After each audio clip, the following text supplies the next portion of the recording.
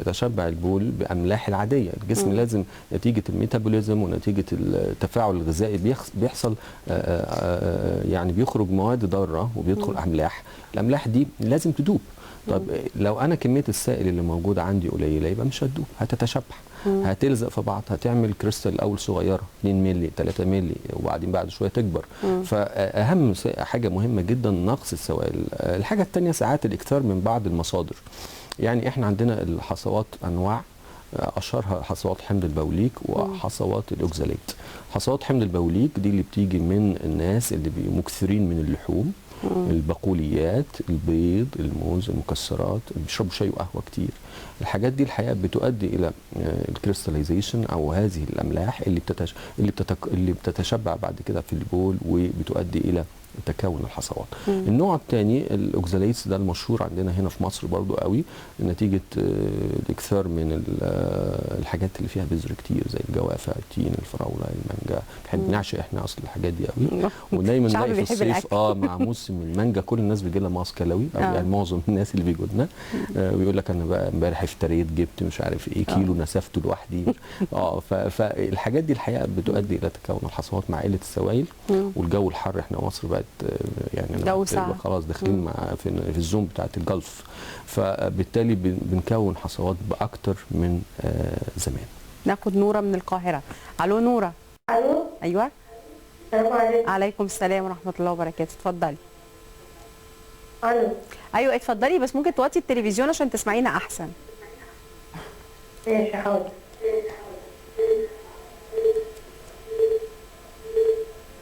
اتفضلي يا نور. نوره قطعت، واضح على ما قفلت التلفزيون الخط قطع منها. عاطف، ناخد عاطف. الو.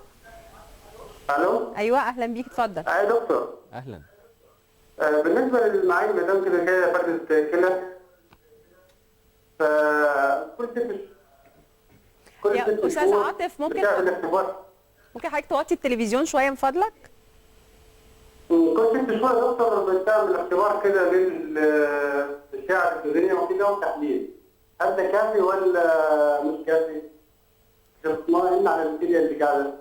معلش يا عاطف، انت حضرتك بتقول حد عنده كليه واحده؟ يا دكتور؟ حد عنده كليه واحده؟ كليه اليمين. عايز تطمن على وظائف الكلى، يعني كل قد ايه؟ وظائف الكلى وكده. لا احنا الحد اللي عنده كليه واحده طبعا احنا بنسميها بريشس كدني، يعني كليه غاليه جدا. طبعا. فدي مفروض انه بيعمل وظائف الكلى كل 3 شهور في السنه الاولى عند اكتشاف الموضوع ده، ثم بعد كده كل 6 شهور وبصفه منتظمه. لو طبعا اي مشاكل حدثت لازم بيبلغ بيها. بندي نصايح بتفادي المسكنات، ما ياخدش مسكنات كتير الا عند اللزوم، دي الحاجات برضو اللي بتؤدي الى مشاكل كبيره في الكلى. اي مضادات حيويه بتوصف له من اي دكتور لازم بيتصل بطبيب الكلى بتاعه وبيبلغه يقول له الدواء ده امن ولا مش امن، وايه الجرعه المناسبه ليا. يعني الحاجات دي الحقيقه مهمه جدا. منى من القاهرة. منى. الو. الو. ايوه. اتفضلي يا دكتور. مع حضرتك اتفضلي. اتفضلي يا دكتور، انا عندي سؤال. السؤال الاول، انا والدتي عندها حوالي 75 سنه وبتاخد دواء معين يخليها تمسك البول. يخليها ايه؟ يخليها ايه حضرتك؟ يعني تمسك البول، ما تمسك نفسها من نعم. مظبوط. فانا بخليها تشرب ميه كتير. هل ده مضر للكلى الدواء ده؟ لا هو مش مضر للكلى، بس هو ساعات الادويه دي بتنشف الريق شويه، بتؤدي الى زياده في ضربات القلب.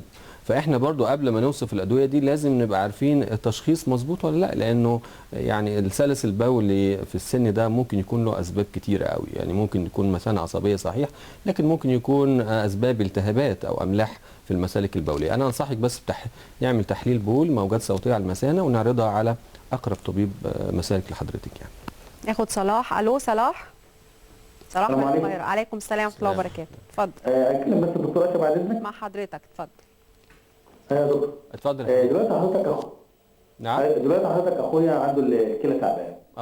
تابعنا مع دكتور فقال له نسبه اللي اعمل لي فحوصات واعمل لي اشعاعات وكده، فلقينا نسبه الاملاح عنده عاليه على الكلى، فقال له حاجه من الاثنين، يا اما تغسل لا اما زرع، فاحنا قلقانين من حته الغسيل، وحضرتك بس تطمنا على حته الغسيل والقلق بتاعها. شكرا. لا صلاح، هو الاملاح على الكلى دي ما تعملش غسيل ولا زرع ولا حاجه. يعني اللي يعمل كده القصور الكلى المزمن، يعني ارتفاع في نسبه البولين كرياتينين، بوتاسيوم عالي، بولينه عاليه. لكن املاح ما تعملش كده. الاملاح دي كلنا عندنا املاح في البول، لكن ما تؤديش الفشل الكلوي. فيعني معلش احنا ناخد البيانات دي تاني ونعيد الفحوصات ونغير الدكتور.